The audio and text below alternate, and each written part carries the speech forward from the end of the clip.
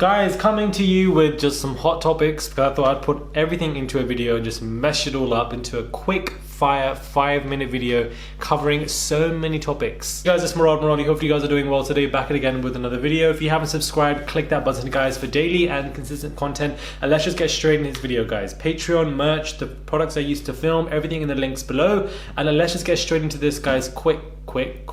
So we have, of course, this whole Red Table Talk from last night that aired with Olivia Jade and how she was grilled massively. Well, now it's been revealed that Kendall Jenner has actually been a major mentor for Olivia Jade and actually has been mentoring her. Olivia has been speaking to and hanging out with Kendall a lot over the past few weeks at her home in Beverly Hills. Kendall has been really understanding, helping her to navigate this tricky time and making sure she doesn't feel alone around the holidays.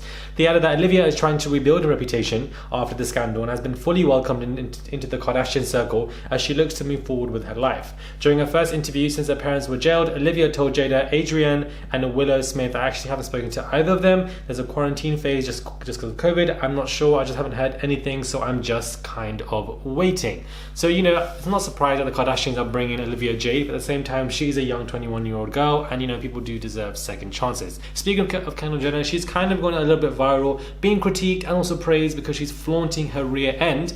And, you know, people are saying that, you know, it's flat or it's this, it's that, and it's like, you know, either way, people just complain. I feel like, you know, she's natural. She hasn't done anything to her body. She hasn't harmed her body in such a way. So, you know, that's great. In this world, that's quite rare these days. And, you know, even if she did, she would get, you know, slammed as well. She isn't ridiculously massive like Chloe. I feel like it looks so weird and it looks just like, it just doesn't look right. You've augmented too much. So, you know, Kendall is probably one of the only natural ones in that family to an extent. So, you know, I don't know why people are just going mad over it. I really don't understand. Speaking of the Jenners, Kardashians, and the whole clan, Kanye West is being sued, guys.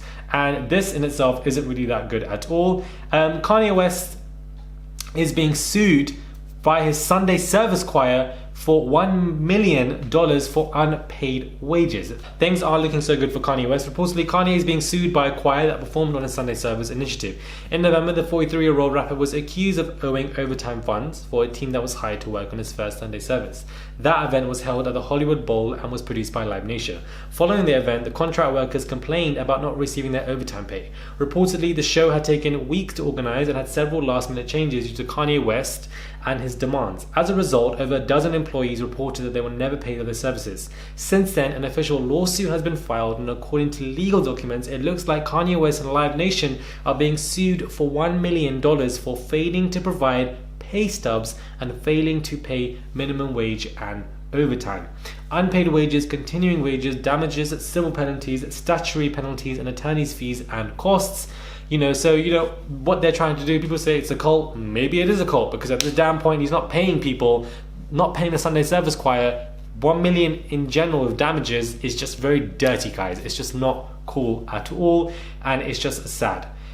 The lawsuit also claims that Kanye West and Live Nation failed to properly compensate the hair assistant and many dozens of other persons who performed services on the production, including the background actors performing as an audience members. The suit goes on to claim that these defendants oversaw, controlled, and ran the production and worked many hours on the production and were not timely paid for their work or paid at all. So, you know, I guess it's something that we don't really notice, but we see all these people in a unified state, but lo and behold, they're not even being paid, guys. What are your thoughts? We have Dolly Parton who's speaking out, and she wants Beyonce to cover her infamous song Jolene. Now, I know what Dolly Parton is doing. Yes, Beyonce would cover that song, and yes, Beyonce would do an amazing, you know, version of that. But Dolly wants that coin, because when Whitney Houston covered her song I'll Always Love You, she made a massive coin off that, and she still is, and she wants one of her other songs to go viral. The thing about Dolly Parton is that she's extremely clever with her money. You don't think of it, but she most definitely is, and she knows exactly where money's going and coming, and, you know, this is a plan for her. She wants Beyonce to cover one of these songs so that it goes viral and massive, because she has that star quality power to carry the song Jolene, and I do feel that Beyonce could do it, and perhaps it could also massively benefit Beyonce. Yes, it would, if it were to go that way. But Beyonce is also very clever and smart with her money, so I don't know if she will accept that token. But of course, both of these people are legends, especially Dolly Parton, who's been in the game for a very long time. This video is going over 5 minutes, guys, so let's just say 6-7 minutes. I don't even know at this damn point. We also have Cardi B, who is not facing good news. She's facing a trial, guys. And another legal battle is on the horizon for rapper Cardi B. The reality star turned chart-topping rapper will reportedly face a jury for the decision to incorporate tattoo artist Kevin Brophy Jr.'s design onto the back of a male model in a 2016 mixtape cover for Gangsta B Volume 1. 2016, 4 years ago.